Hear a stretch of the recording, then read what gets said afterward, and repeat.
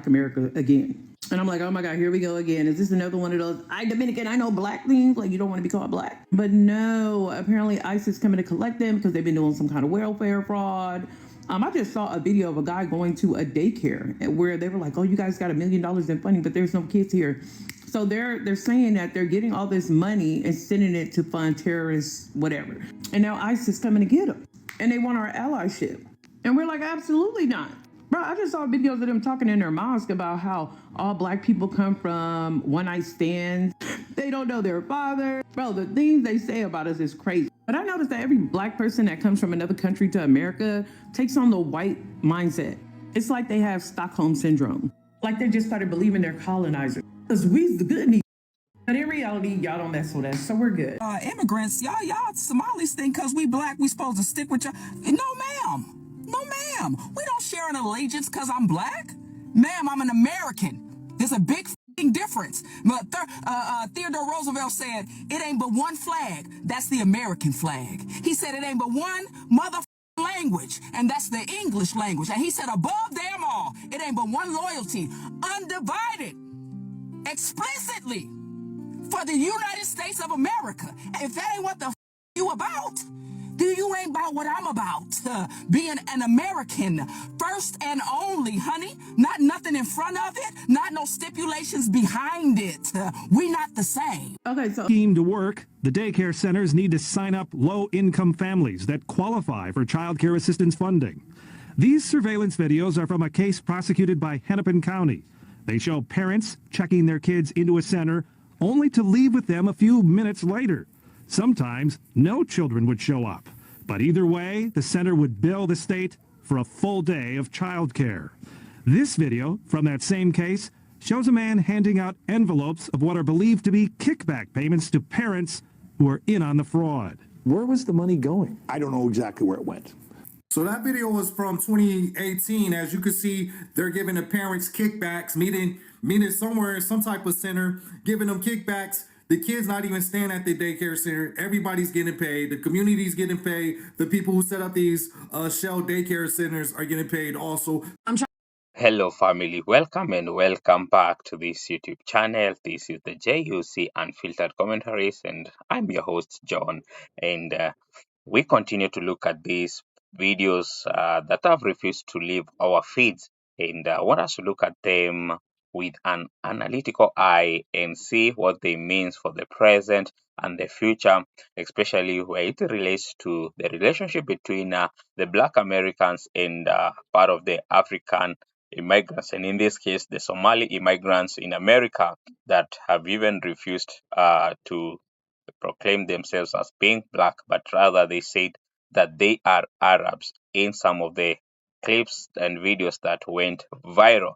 And so guys, if you have not subscribed to this channel, please consider to subscribe and let us look at these videos. Then I will come back later with a deep commentary and analysis on how these look for the future. See you guys. Why? Looking at me right now, chat. Am I black? I'm literally brown. I'm literally brown, bro. Think about it as well. Somalis are Arabs. We're in the Arab leagues. We speak the Arab language. We eat the Arab food. Bro, think about it like this, bro. If a whole community doesn't regard themselves as black, we can't be black, bro. We literally can't be black, bro. Boogie, did you eat your brain cells? Really and truly, Somalis are Arabs, bro. Think about it, bro. We're in the Arab leagues. We speak the Arab language. Bro, tell me I'm not lying, bro. Black is just a social construct. Do not insult me or my ancestors by calling me black, okay? When the first European came to Somalia, they called us Caucasian, dark Caucasians. My hair is different, nose different, facial structure different, even voice tonality and voice frequency. I have a whole lot to say about this Somalian situation. So I have a question. If there's someone or a group of people disrespecting you, right, but you still feel the need to defend for them for some sort of reason, doesn't that make you a punk? For this, trying to see if I'm hearing this right and correctly.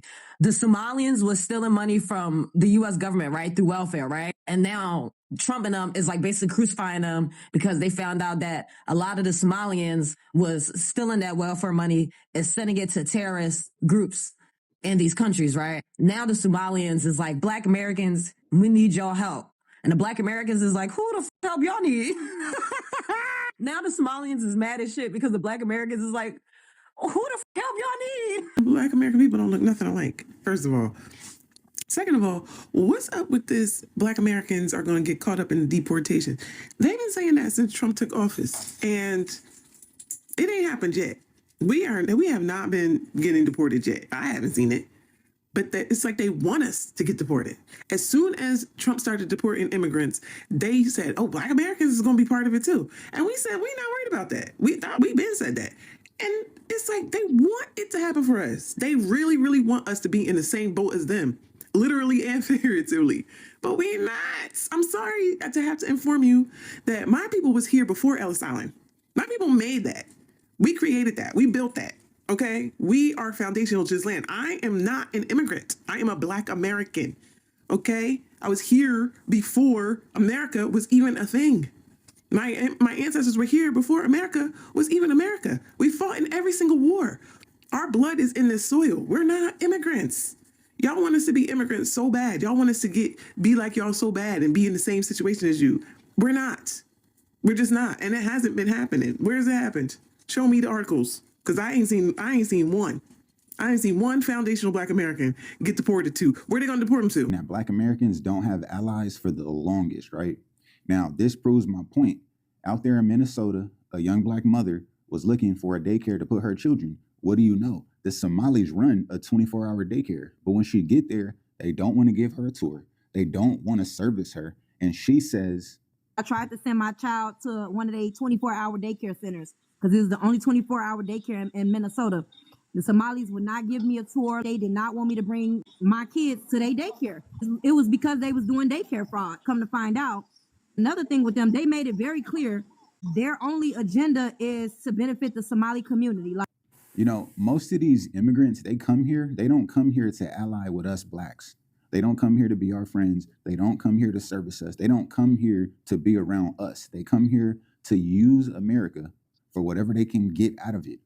That's something that we all have to remember because that's what it is. You open a business here in America, then it's for everyone. You service everyone. You don't come to America to only service your own people. And that's one of the biggest issues that white Americans and Black Americans have with all immigrant groups right now in America. You guys come here and you don't even play by the rules because cities and towns, you had to come to our cities and towns. Guess what? You got all the services you need. So that's one of the biggest issues that Black Americans have with all immigrants. You guys come here, you think you're better than us. You don't treat us with any kind of respect. You don't respect our history. You don't respect our language. You don't respect our country. You don't respect us at all, but yet you expect us to respect you. You expect us to put our bodies on the line when ICE is chasing your ass down the street. No, sir, it's never happening again. Believe me, Black Americans do not have any allies, and we need to start marching and acting like it and voting and standing on that too. Somalis are going for a Jared wake-up call. You niggas wanted to call us? This term Jared wake-up call. Well, according to this young Black American man named Jerry, well, he explained to me that the term Jared wake-up call is the realization that a lot of these non-Black American migrants have when they internalize and fully understand that they will be treated the same as a Black American. And the reason that this term is so prominently used by people like Jerry is because he himself has said that he's warned so many migrants. Yeah, I've been trying to warn you niggas, bro. How it is in America for a Black American and how Black Americans get treated in America. And he was just trying to look out for a lot of these migrants that have coming in. And instead of, being appreciative and respectful to Jerry and Black Americans in general, a lot of the migrants just judge them and, call them lazy and say that they're unable to reach high levels of success. And now with everything going on in America, people like Jerry and the rest of the Black community are having this I told you so moment. You should have listened to me. But instead, you're having the Jared wake-up call. And like I said before, this isn't an isolated perspective. A lot of Black Americans have come onto my live, Babushko Live, and they've expressed the same sentiment. They've said that they felt unappreciative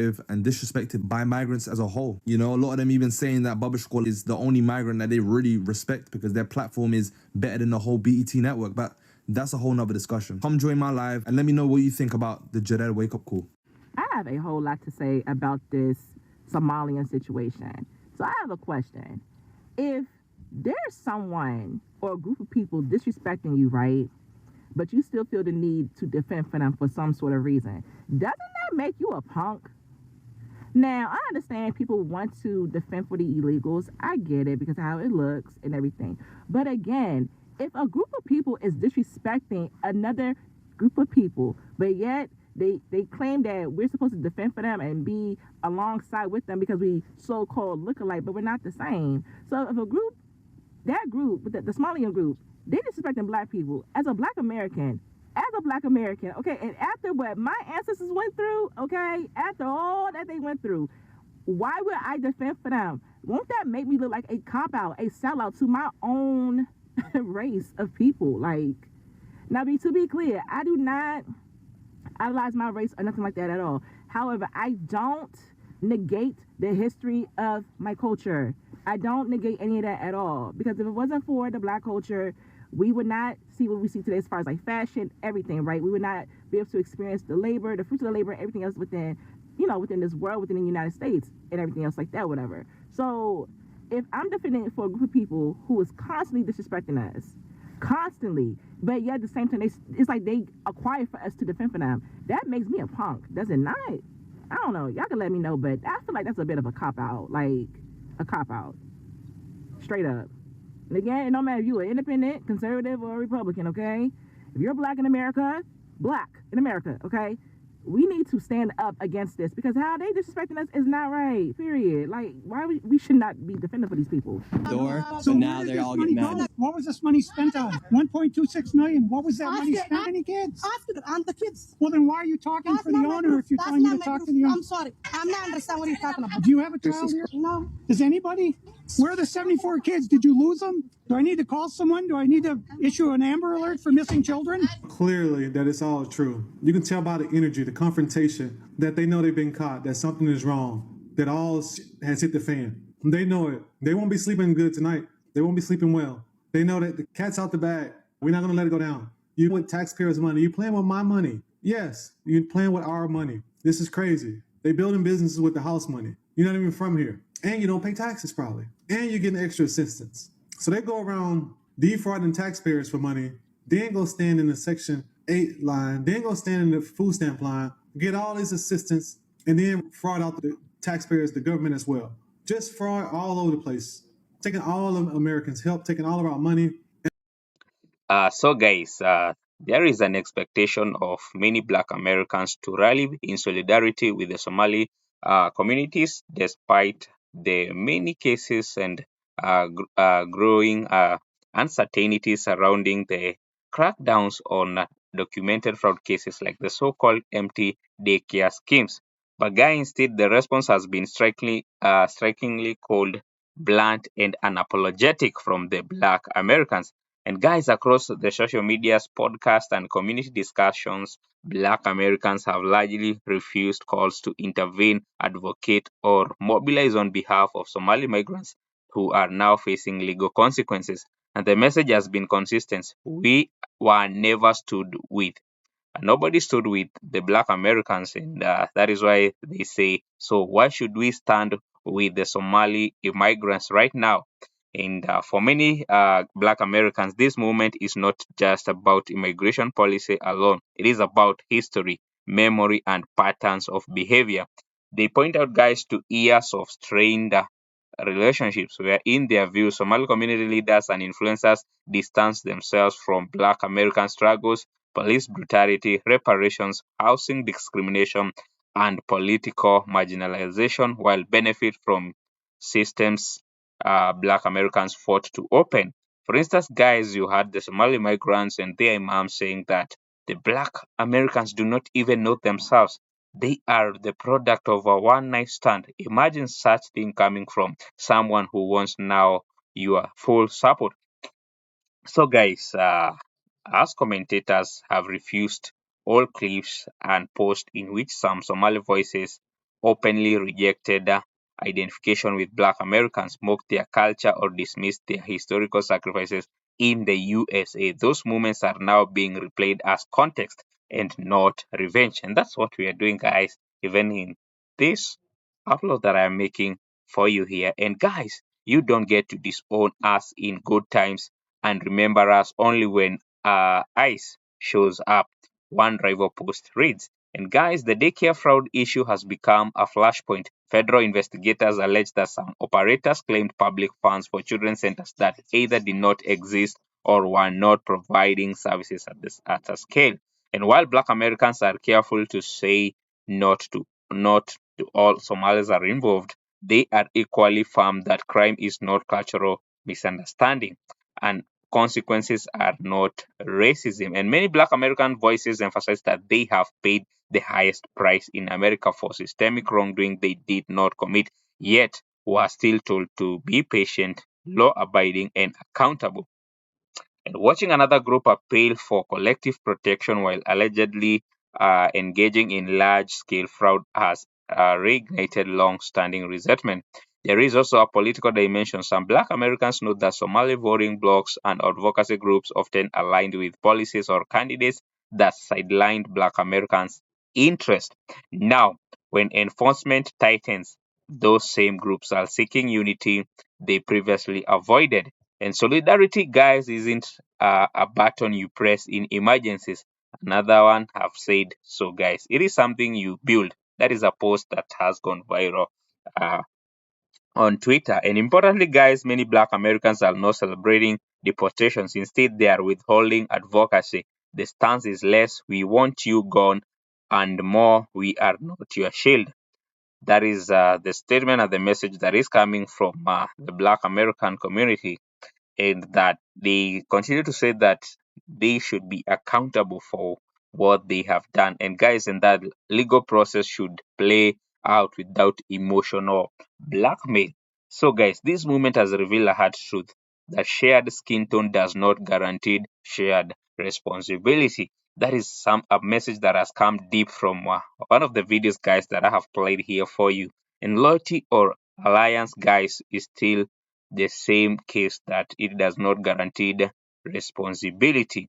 You know, I mean, I'm saying that, guys, responsibilities, loyalty, or alliance is not guaranteed by the fact that we share skin tone.